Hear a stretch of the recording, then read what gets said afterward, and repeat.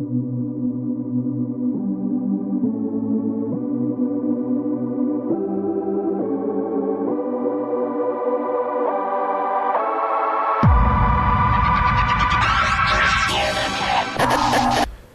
gledalci ELTA televizije, dobrodošli u još jedan razgovor. Možda prvi razgovor koji radim, a da ne znam odakle tačno da počnem, a zbog čega to kažem. Naš sagovornik je čovjek koji je istoričar, koji tvrdi neke izuzetno neobične stvari, pa zbog toga ne znam da li da krenemo od Berlinskog kongresa, da li da krenemo od nekih događaja 13. vijeka, 7. 1. ili da se vratimo negdje, pa možda i 10.000 godina prije nove ere. Naš sagovornik je gospodin profesor dr. Jovan Deretić, istoričar. Dobrodošli na ELTA televiziju. Hvala lepo. Evo, kad bi krenuli od nekih vaših početaka studiranja, bilo bi u pitanju Prirodno-matematički fakultet 2 godine u Beogradu, nakon toga prelazite u Francusku na tehnički koledž, u Lyon studiranje istorije, nakon toga u Americi gdje doktorirate. To je otprilike ta neka vaša historiografija. Nije završena. Onda, konačno, 2009. primljen sam u Rusku carsku akademiju Petrovsku u Petrogradu. Tako da sam napravio krug Francuska, Amerika, Rusija. Zaokružili možda i najznačajnije istorijske zemlje na svijetu. Ono što bi vas ja na početku pitao, kažem, ne znam odakle da počnem, ali ja bih vas najradije pitao šta su i ko su Srbi. Ovako, Srbi su jedan stari narod koji se razvio na prostoru današnjeg Balkanskog poluostrva i centralne Evrope, Podunavlja uglavnom, i koji je u svom razvoju postigao neverovatne uspehe civilizacije i kulture.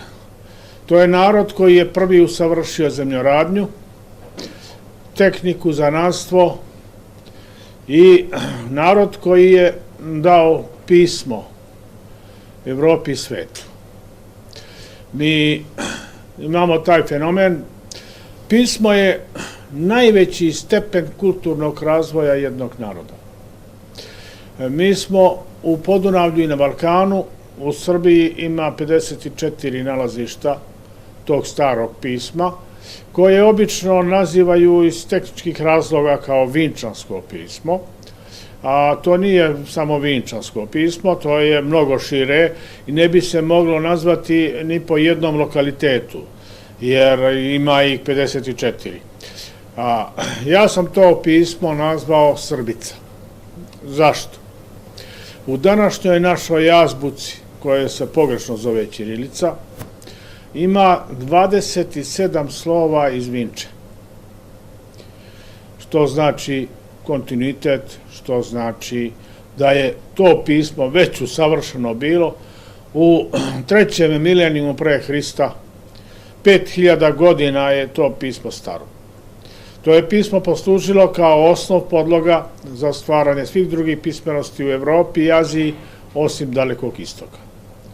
Od tog pisma, od te vinčanske, da je tako nazvemo Srbice, primili su Grci direktno pismenost od nas, Jevreji su napravili svoju azbuku, Arapi takođe, Indusi takođe, i naravno rimska latinica je napravljena isto od tog pisma.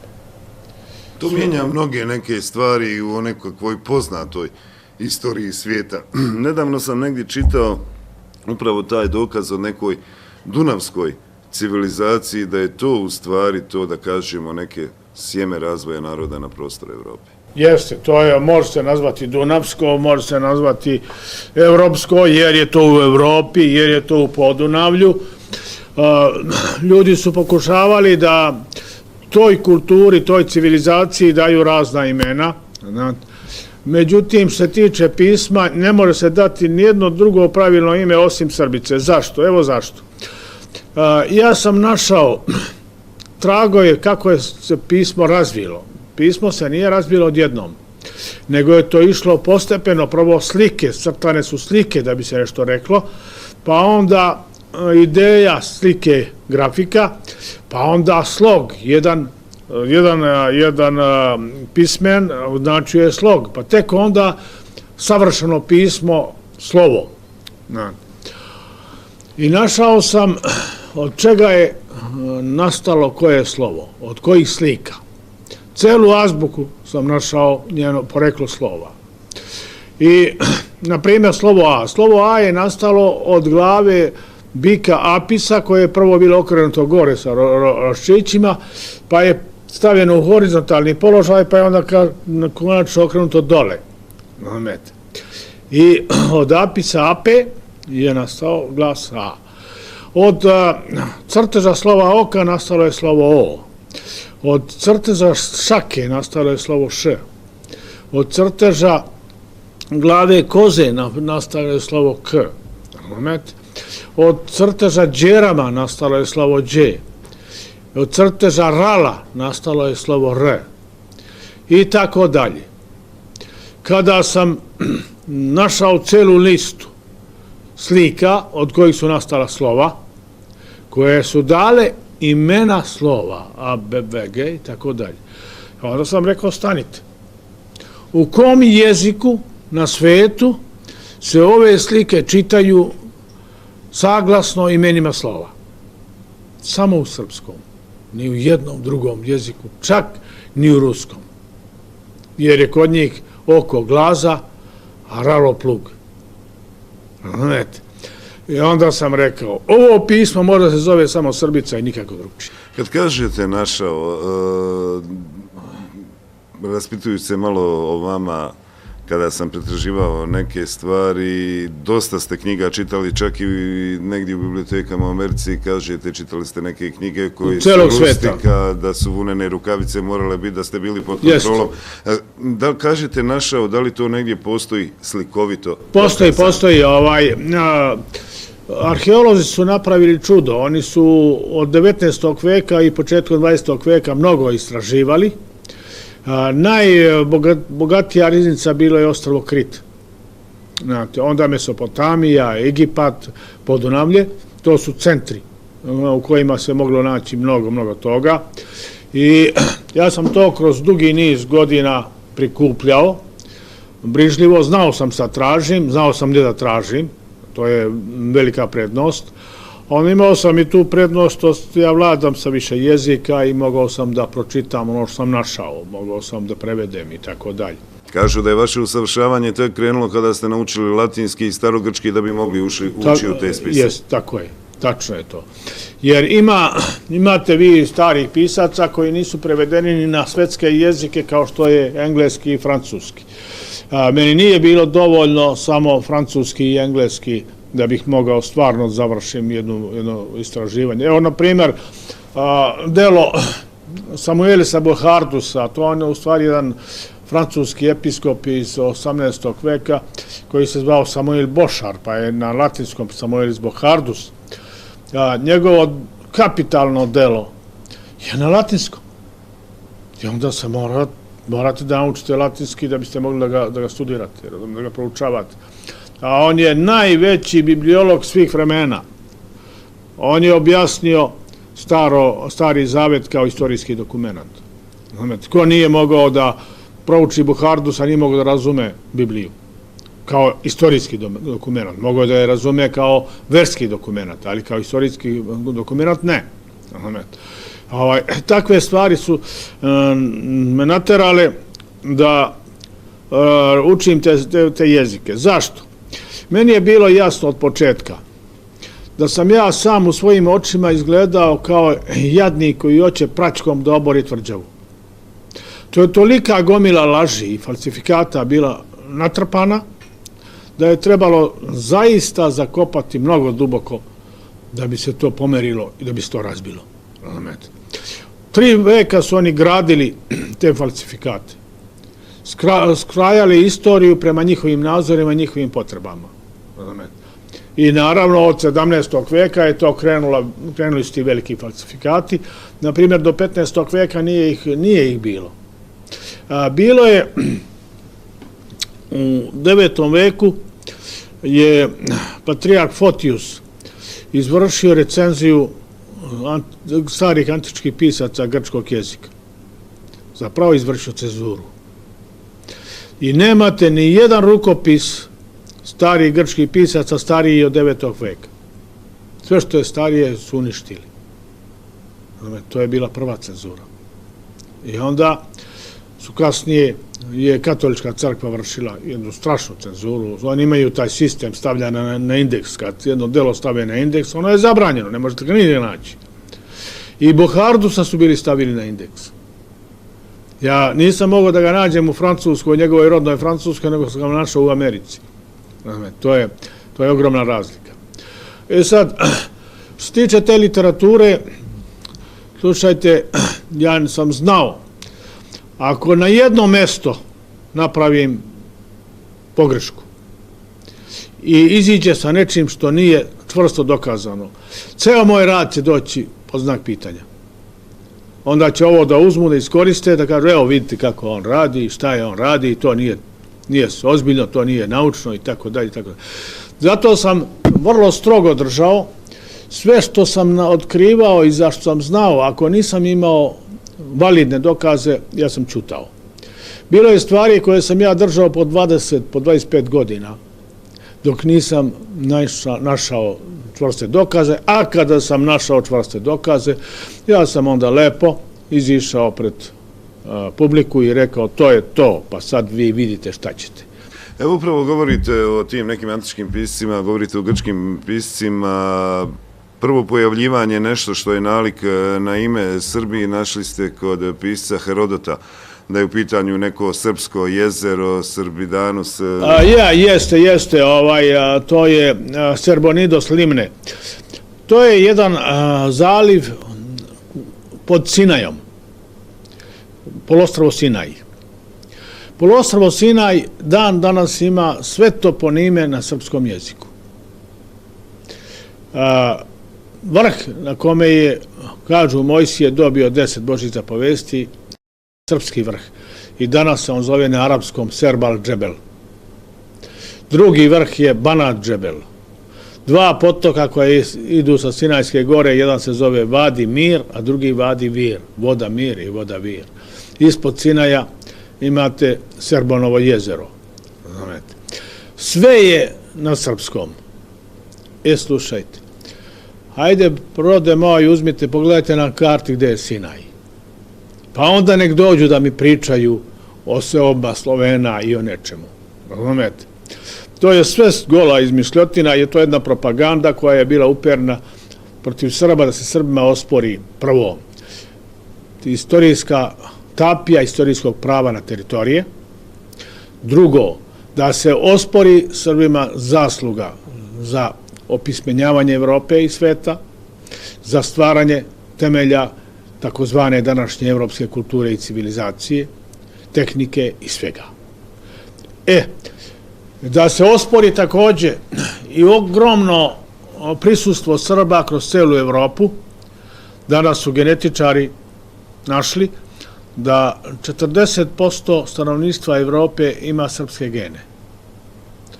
To su genetičari sa Harvarda. I tačno je, cela Evropa je nekada bila u rukama Srba. Nije to bila jedinstvena država. To je bilo pocepano na toliko vladara i toliko plemena i tako dalje i tako dalje. Ali svi su oni bili Srbi. Takozvana Sarbatija. Postojala je evropska Sarbatija i azijska Sarbatija. Reka Don je bila granica između evropske i azijske. Od Dona do Atlantika jezdila je srpska konjica i osvajali, vladali i onda su se i udruživali sa tim starosediocima koje su tamo našli. I ono što se zove na grčkom Kelti, na latinskom Gali, to je naš naziv Geti. To je ratnički stalež koji ide u pohod, Gemo, razumete? To je to. I od njih su ostali danas poreklom Irci, Škoti, Velšani, Bretonci i tako dalje.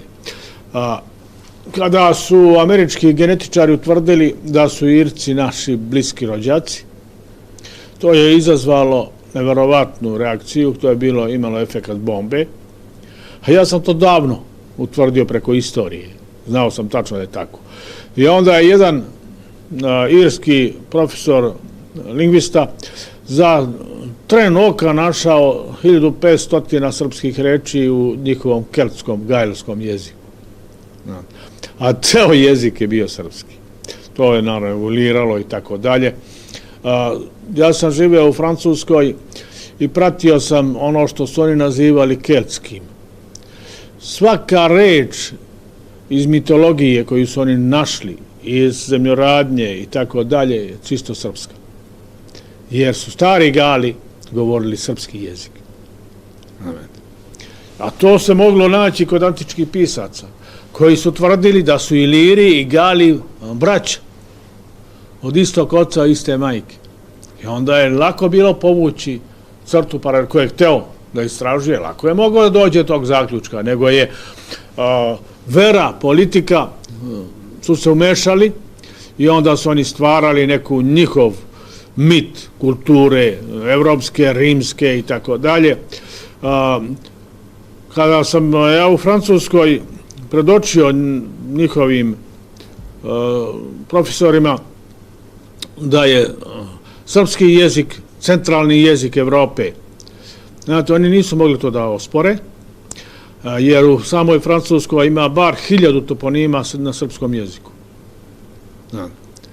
I to ih ima na stotine vezano za srpsko ime. I onda oni kažu, da, vi ste i bili neka centralna imperija u Evropi, ali mi imamo Rim, imamo rimsku imperiju. Ja kažem njima, stanite polako, ja vam uzimam Rim. Kako? Pa Rim su osnovala srpska plemena. Prvi jezik koji je govoren u Rimu bio je jedan dijalekt srpskog jezika. Uzmite u latinskom pa vidite koliko ima srbizama. Razumete? Stari Rimljani su govorili jezikom s kojima smo se mi mogli sporazumeti.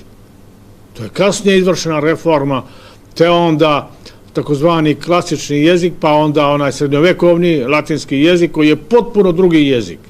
Razumete? Ali onaj prvobitni, stari rimski je razumljiv za naš Srbe. Kako tako? Pa lepo. Ko je njima tamo dao pismenost? Ko je Turci? Ko su je Turci? Rašani. Oni su se zvali Rašanima. Šta je njihovo pismo? Pa Vinčanska Srbica. Ima samo 2 slova malo razlike. To je to, rode moji. I zbog toga svega oni su strogo radili na tome da se to ne zna. I danas postoji jak otpor, ali mislim da je grupa naročito Amerikanaca. Amerikanci nemaju to opredelenje kao što ima u zapadnoj Evropi. Oni, kad je nešto tačno, oni to hoće da prihvate i da objave. I prvi su američki genetičari probili taj zid, razbili i doprineli stvari da ja sada smatram da je moja misija završena, da je reforma istorije u toku, koju više ne može niko da zaustavi. Da li je ta istorija bolna za mnoge, ta nova? Jeste, ta reforma je bolna, jer će se naći veliki broj njih da njihove diplome ne vrede ništa, da je to jedno parče papira koje nema nikakve težine i da oni nisu nikakvi stručnjaci, da oni u stvari ne znaju predmet koji predaju i to nije baš lako prihvatiti. To je ono otprilike što ste vi rekli da je vaša diploma istorije beznačajan papir. Beznačajan papir, jeste. Jer ste učili iz pogrešne knjige na pogrešan način, vi ste bubali skripta svojih profesora i tako jedni na druge redom lančano, niko se nije zapitao je li to moguće, ta priča, kako stoji ta priča, da li je to istinita, da li je to propaganda, jer austro-ugarska antisrpska propaganda je ubačena kao i u programe naše nacionalne istorije. I onda vidite jednu neverovatnu stvar. Ljudi pljuvaju sami po sebi. Oni grde svoj narod u prilog neke propagande i nekog mita. I ne pitaju se, i neki puta ne znaju uopšte šta rade. Jer drugo ne znaju, nisu nikada ni znali. Ali ima ih koji ipak znaju da je to nešto što nije tačno i što je pogano i da je njihov rad na neki način izdajnički prema svom narodu. Ono što bi sigurno našim gledalcima bilo zanimljivo, a tiče se vašeg rada, izveli ste određene dokaze čak i za Sulejmana Veličanstvenog, da je Srbin za cara Justinijana, da je Srbin negdje iz Peći, da ima to neko staro... Justinijan je Srbin iz Peći. Ja sam imao priliku da vidim kopiju njegove krštenice u Nacionalnoj biblioteci Francuske u Parizu. U njoj stoji upravda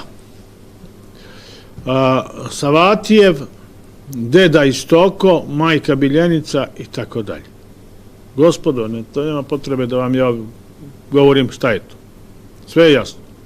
Kad je stupio u državnu službu Rimske imperije, on je upravda preveo sa Justinijan, jer je to bila tradicija u Rimskoj imperiji, u vojsci i administraciji oni su uzimali rimska imena na latinskom jeziku.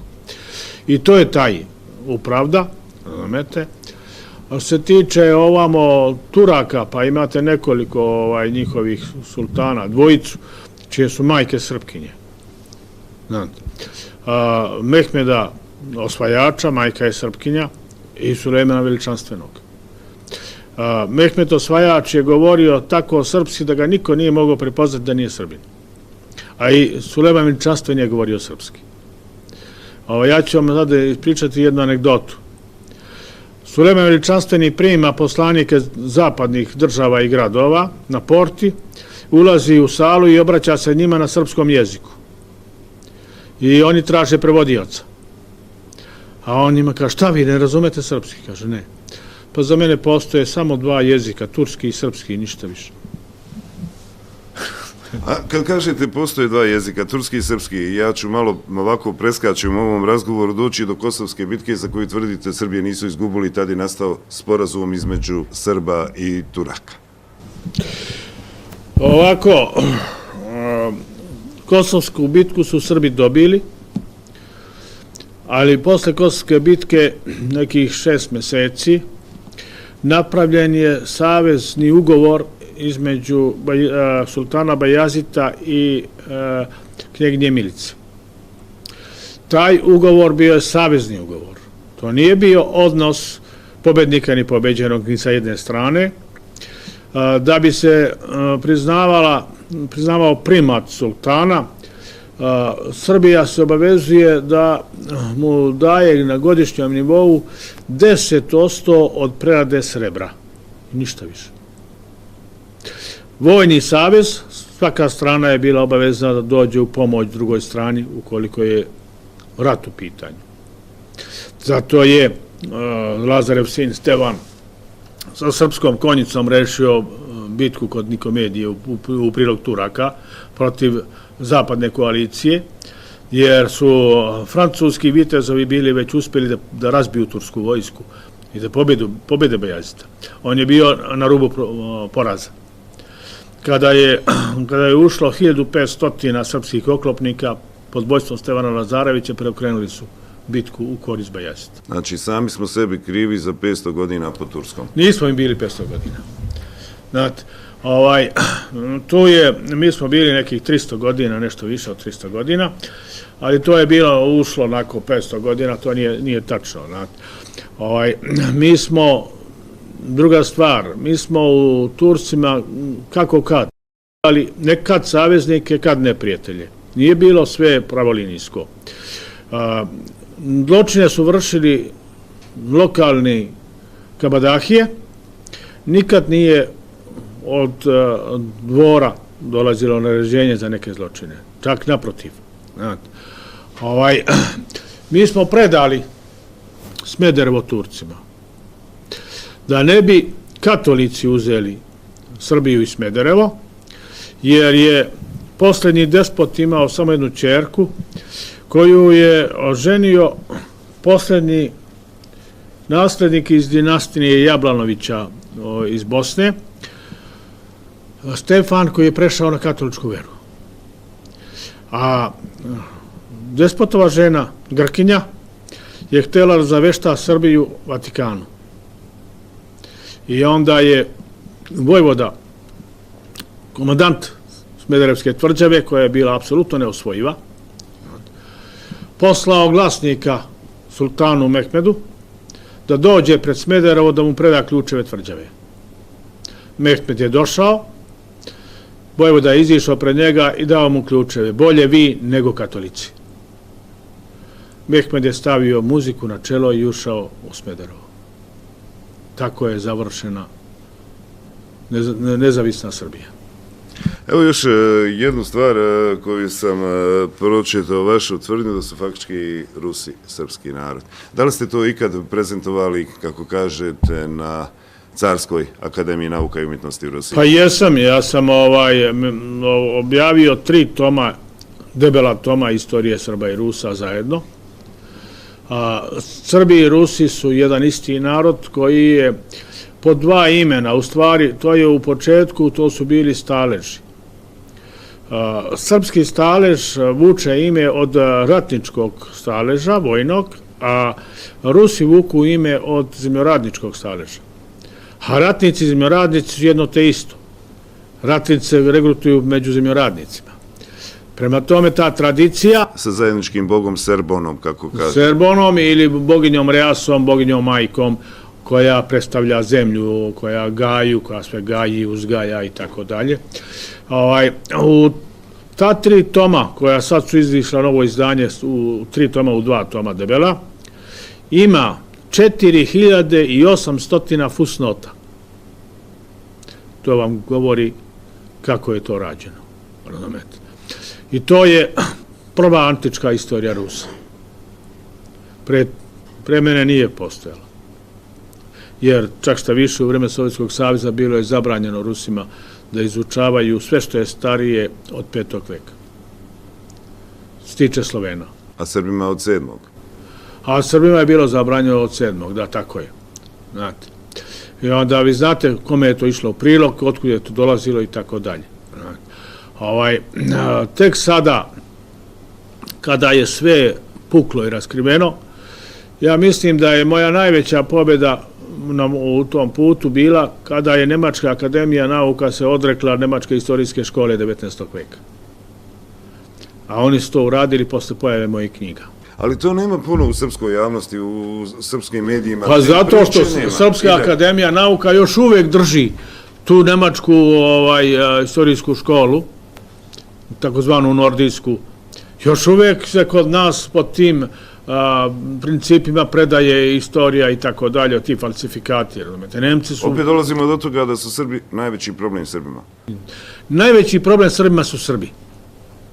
Meni je mnogo lakše sa svim strancima nego sa Srbima. Ja kod stranaca nalazim vrlo brzo zajednički jezik, kod ozbiljnih naučnika i podršku. Kod Srba oni drže se nekih njihovih malih diplomica, brane to, drže se kao pijan plota, nije ih briga da li je to tako ili nije tako, razumete, sve drugo ignorišu, pljuju, fućkaju i tako dalje. Nazivaju koje kakvim imenima. Kažete da u Narodnoj biblioteci Srbije niste mogli pronaći određene knjige tih grčkih, starogrčkih pisaca? Pa nema ništa. Nema ni jednog antičkog historičara ni geografa. Ništa. A onda još jednu stvar. Knjiga Mihajla Ataliota, vizantijskog pisca iz 11. veka, koji je savremenik i očevidac kada je Đorđe Manijak doveo Šiptare sa Sicilije u Srbiju. Knjiga Mihajla Ataliota je izbačena iz svih biblioteka u Srbiji. Jedini primjerak u Srbiji to je u mojoj ličnoj biblioteci. I ko će meni sada kaže da to nije planski namjerno rađeno? Da se sakrije kada su Šiptari dovedeni u Srbiju. Razumete? Pa su onda osporavali, čak i Rusi, kad smo mi držali simpozijum Albanci lažni liri u Srpskoj akademiji nauka pod predsjedništvom pokojnog Mihajla Marković. 2007. godine, mislim. Da. Prilazi Jelena Guskova. Sedimo, pokojni Mihajlo i ja do njega, sedimo tamo na katedri.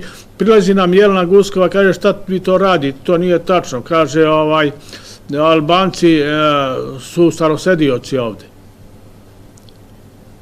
Mihajlo se okreće prema mene i gleda me. Ja kažem, sedite gospođo Jelena. Kaže on meni, Mihajlo, evo, pre 3 dana smo je primili za člana Srpske akademije nauka. Oni totalno nisu znali ništa.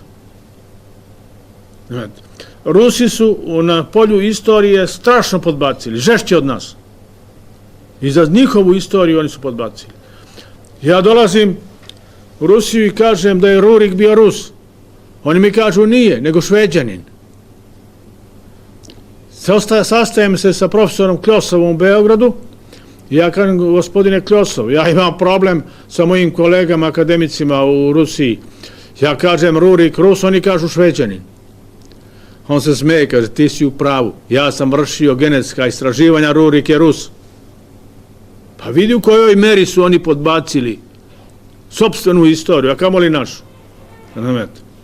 Kad govorimo o zabranjenim knjigama, možemo spomenuti jednu, ajde da kažem čovjek koji je možda bio preteča vašeg rada.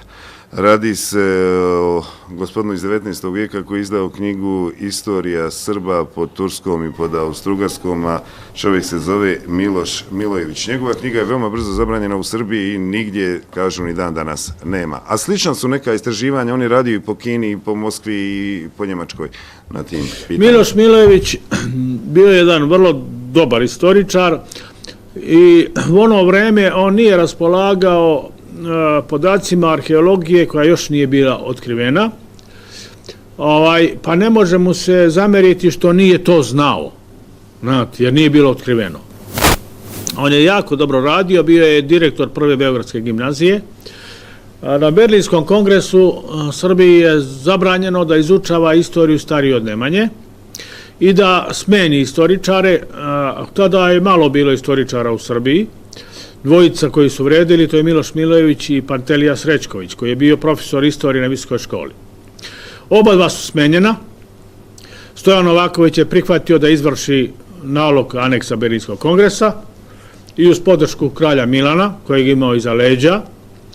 On je oba smenio. Panteliju, mladog čovjeka, poslao u penziju, a Milojević je proterao, išao u Leskovac da traži neko zaposlenje kao učitelj, iako je bio čak profesor na Bogoslovskom fakultetu, ni to ga nije spasilo.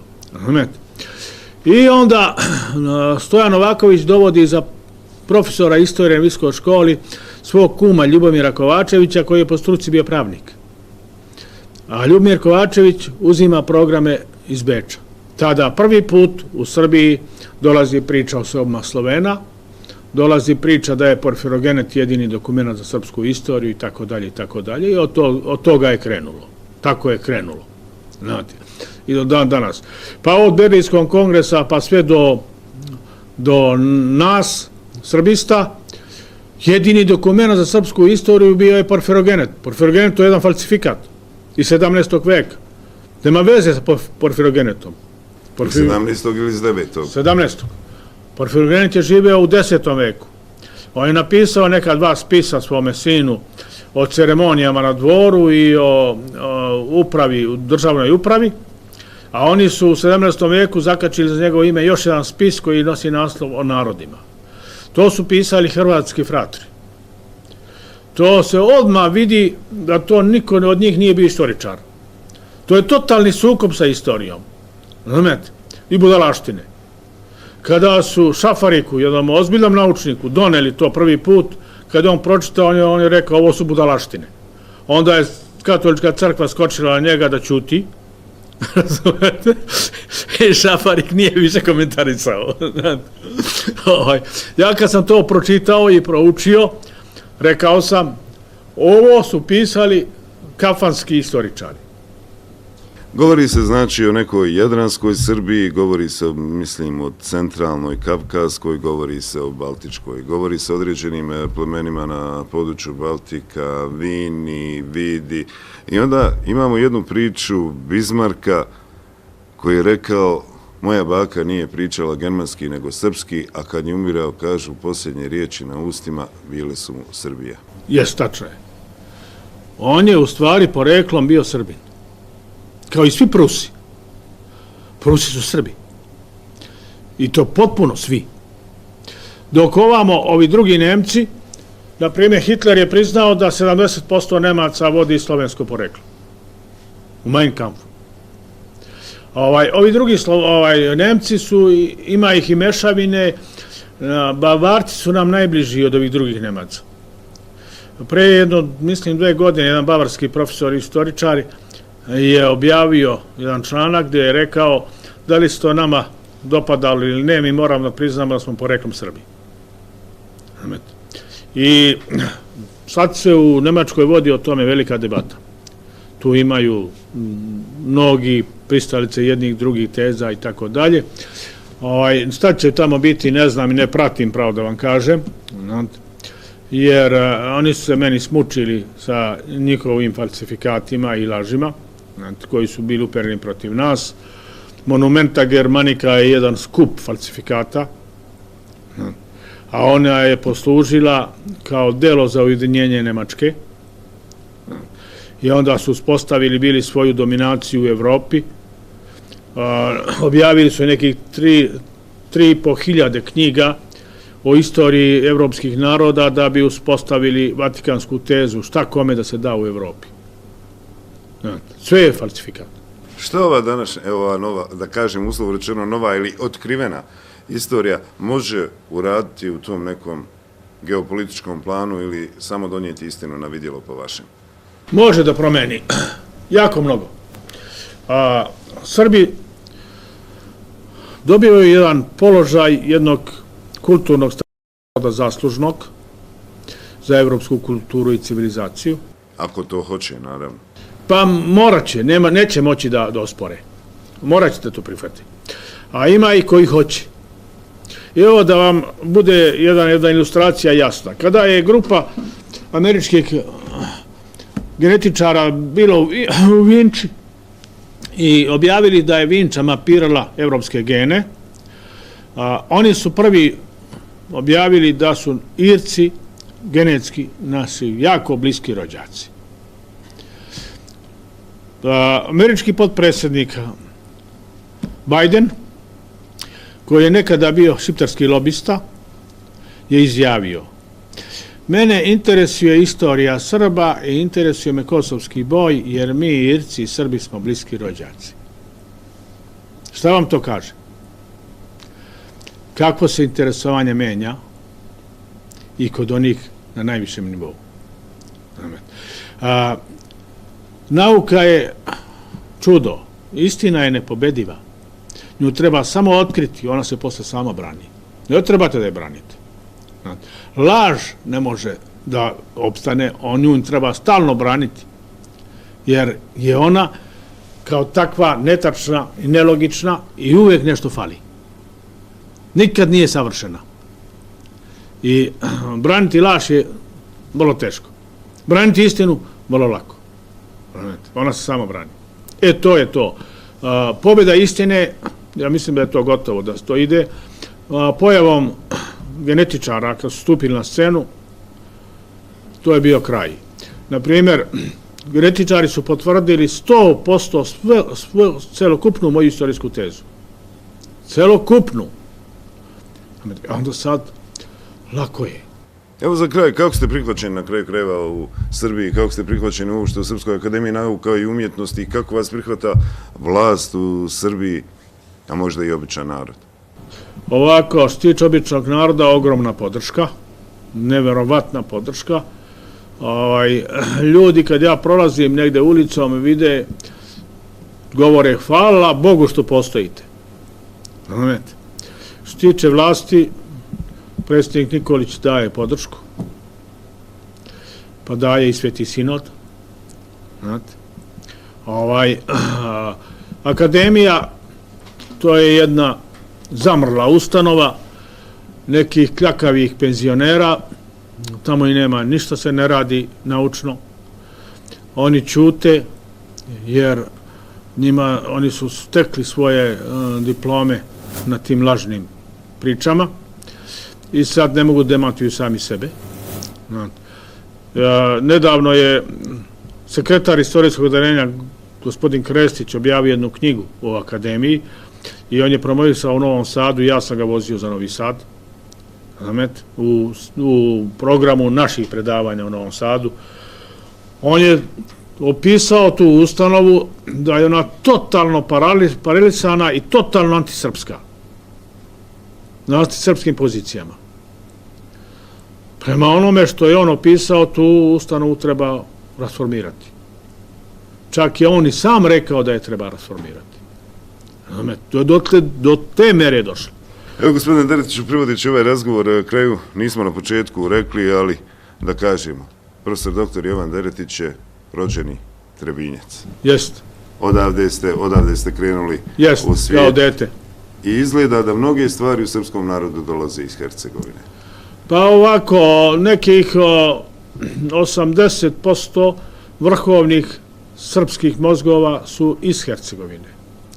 U srpskom narodu sve što je elitno dolazi iz Hercegovine. Zašto?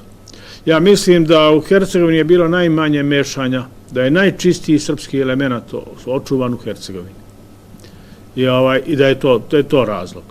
Sva velika imena naše nauke i kulture su odavde porekla. Evo, završit ću ovaj razgovor, ali završit ću jednim vašim riječima kad ste se našalili, tu sam informaciju dobio na jednom sajmu knjiga, kroz šalu ste rekli Srbi pa amebe. Kada je došla Olga Luković-Pjanović, se vratila u Srbiju sa onom knjigom Srbi narod najstariji, to je u stvari citat vizantijskog historičara Laonika Halkokondila. Trebalo je stavi navodnik i da ga potpiše i onda ne bi mogli je napadaju. Onda su oni počeli da pričaju da, Srbi pa amebe. Kad se ja vratio na jednom mom predavanju, jedan od takvih, kažem, da, to je priča Srbi pa amebe. Kažem, da, vi ste u pravu, gospodine, da nije bilo Srba, ko bi krstio amebe. Od tada nikad više to nisu ponovili predamnom. Hvala vam velika za ovaj razgovor i za izdvojeno vrijeme. Hvala vama. Poštovani gledalci Elta televizije, naš i vaš gost bio je profesor doktor Jovan Deretić. Možda vam je i sad poprilično jasno kada sam na početku rekao odakle da krenem. Gospodin Deretić je krenuo, priveo je nešto kraju, a šta će biti od svega toga ostaje onima koji se pitaju. Hvala za pažnju i ostanite dalje uz Elta televiziju.